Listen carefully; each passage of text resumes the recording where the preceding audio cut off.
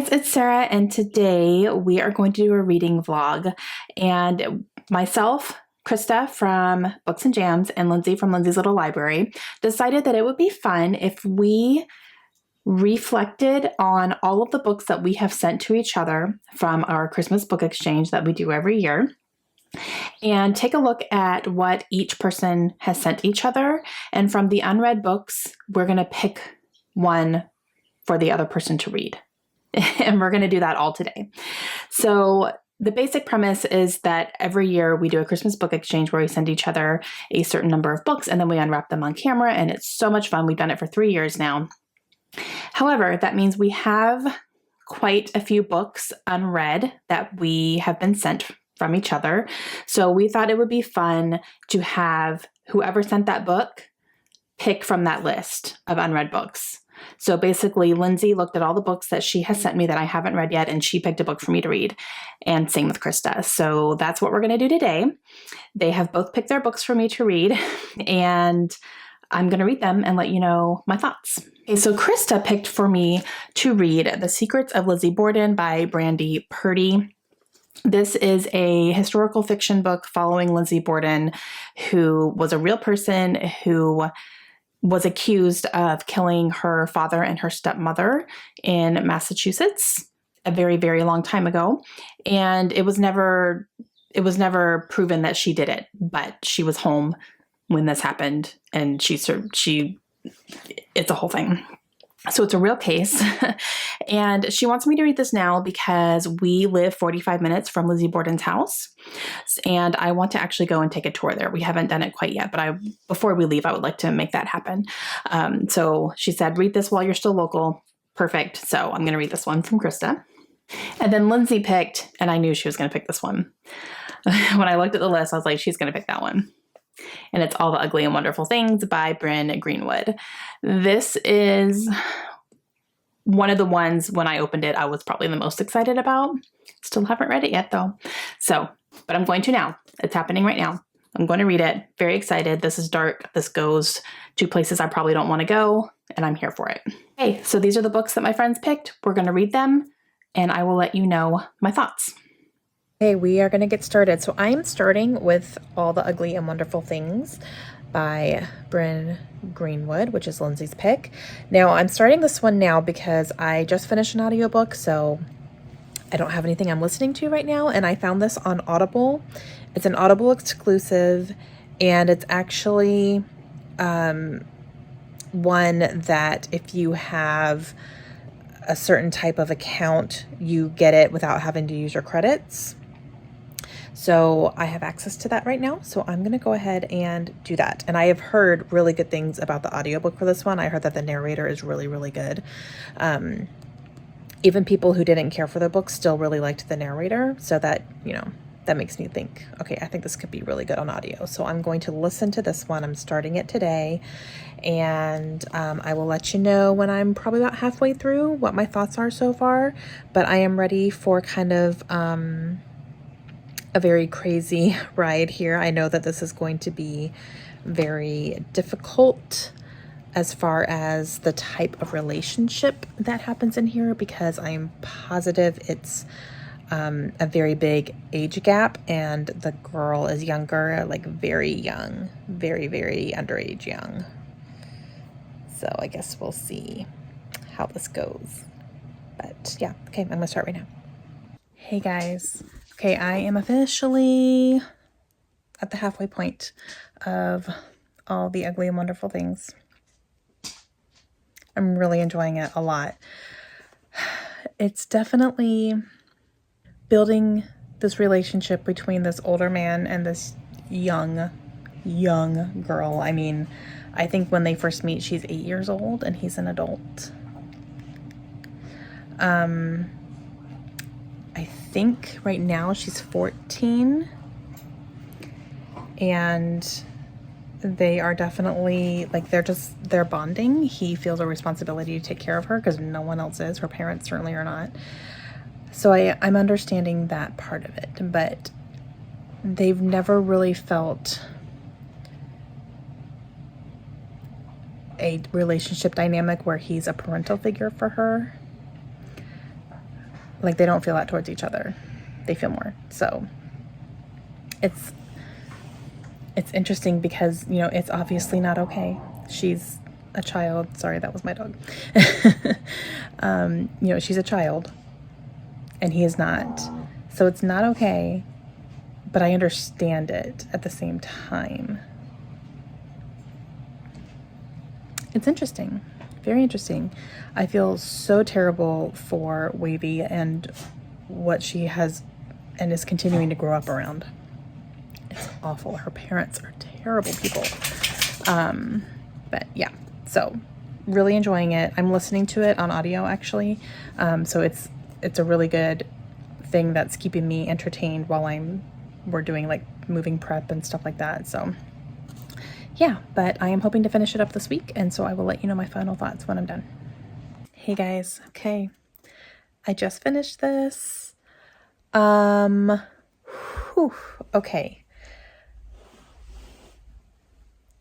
I have feelings, but I don't know what they are and I don't know how to explain them. So let me bear with me here. This was a 5-star book because it made me feel so many things. I felt, okay, this relationship between Wavy and Kellen. Wavy is our main character. She is, when this book starts out, she's 8 years old, and this goes up until she's in her 20s. She's 8 years old. Her parents are drug dealers. And she's growing up around terrible, terrible people. They are not good parents, neither one of them. Definitely abuse going on, neglect, all that good stuff. She has a younger brother as well. And she meets this man named Kellen, and he's a man. And Kellen and Wavy just kind of develop this friendship, this really strong connection from the get-go when she's 8 years old. He becomes very much a protector of her and making sure she is safe and making sure that she gets to school and, you know, almost like a parental figure, but it's more than that. And feelings start happening between the both of them and towards each other. So, okay. So I spent a lot of this book saying, this is not okay. But at the same time, I understood the connection. I understood why they felt this way towards each other.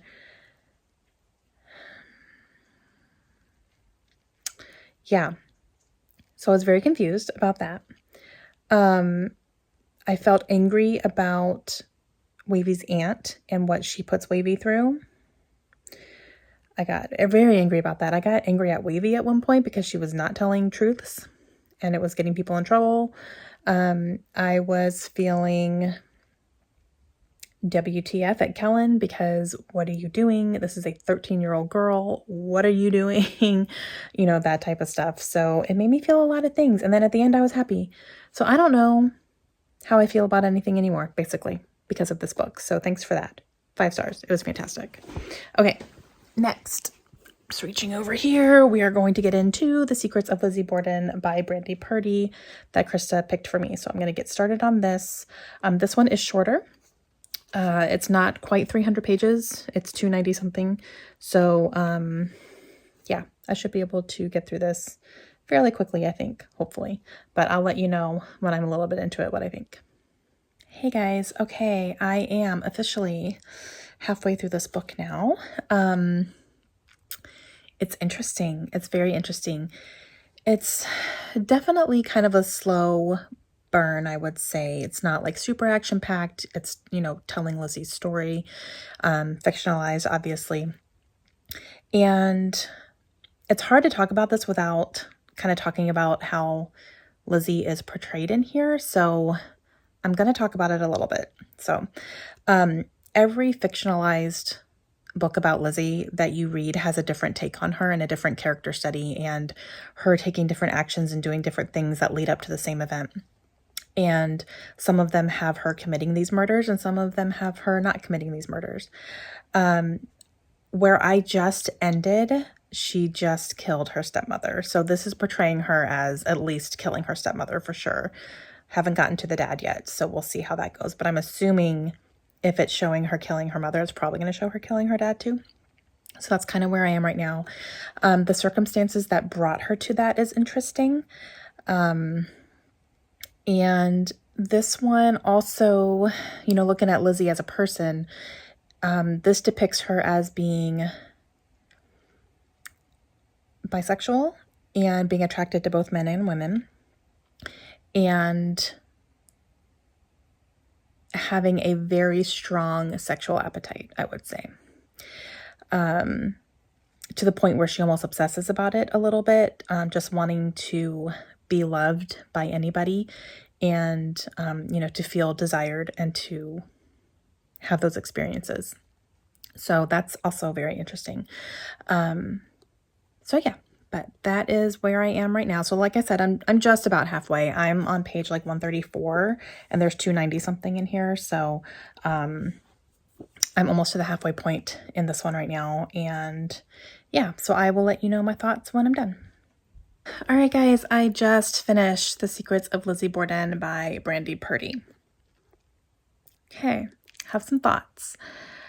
I would say the first half of this book was pretty good. I was into it. We go through Lizzie and, you know, this portrays her as committing the murders. You actually see her committing the murders. And it shows how it was covered up. It shows the reasoning why they even happened in the first place. According to this story, obviously no one really knows. But I would say like a little more, like maybe halfway through, we had already been through the trial and everything. I wish there was more about the trial in here. That's one thing I do wish. I wish it focused a little bit more on that because, you know, that decided her fate for the rest of her life. And that was only kind of like a few pages. So I wish we had more of that. And then the second half of this book is her life after the trial and how it affected her, how nobody trusted her. She could never find love or even friendship because you saw people use her left and right. You saw people only want to get her story to, you know, make them famous to get her story. And she just could never really trust anybody, even though she desperately wanted to. So she was a very, very lonely person. She also spent money extravagantly and that there was a lot of that in here too. Some of that stuff when she was going through and like explaining things that she was buying, I was kind of like trying to speed read it a little bit because I like whatever.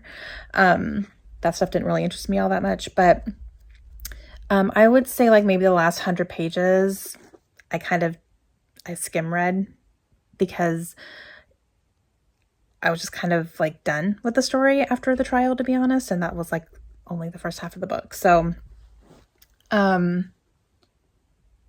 like I didn't skip anything, but I definitely just like kind of tried to read through it really, really quickly and get the gist of it. So this is obviously not an accurate historical depiction of Lizzie Borden. You know, this is not a nonfiction book. And the author at the end did give some explanations as to what she took liberties with and stuff. So overall, I'm going to give it 3 stars because I did really enjoy the first half of the book. I enjoyed seeing this author's interpretation of what happened and the explanations and everything. Lizzie was a very sad character to read about, to be honest. She had a very sad life. And I think that is true. So I will say that. So the things I didn't like, I did feel was a little bit, you know, even though it's in a long book, I still felt like the substance in it for the second half of the book it could have even been shorter. And then there's a lot of talk in here about monthly courses, if you will, like a lot of talk about it. Like I was like, okay, we're mentioning this again and we're going through this again, and that she had to use the towels and they had to be laundered and blah, blah. Like it was okay, I don't want to hear about this. You know, like, yeah, that was a reality, but like there was just a lot. I was surprised at how much talk about Lizzie's monthly courses were talked about in here. It was a little overkill on that. So I didn't love that either. And I definitely felt Lizzie's desperation to be loved and to be wanted by people, and she just wasn't. And, you know, even after she was acquitted of these murders, you know, everyone still thought that she did it. Like, still to this day, people think that she did it, and we will never know. But yeah, so that's interesting. So I'm going to give it 3 stars, because, you know, overall I did enjoy the book, just felt like it was a little bit too long and, you know, kind of touched on some things a little bit too much for my taste, but it was a good read. So if you do like Lizzie Borden and you want to read some fictionalized accounts of hers, I would recommend it, definitely. And yeah, so that is it, guys. That is my reading vlog for reading 2 books that are on my Christmas book exchange list. So I'm very, very happy to have read both of those. And yeah, so go check out Lindsey and Krista today, because they also have reading vlogs up for books that we have picked for each other. So I picked a book for them to read, and they're going to be reading them and showing you their vlogs today too. So it was a fun little experiment. All right, hope you guys enjoyed it. Please let me know if you have any questions, and I will see you guys again soon. Hope you have a great day. Bye.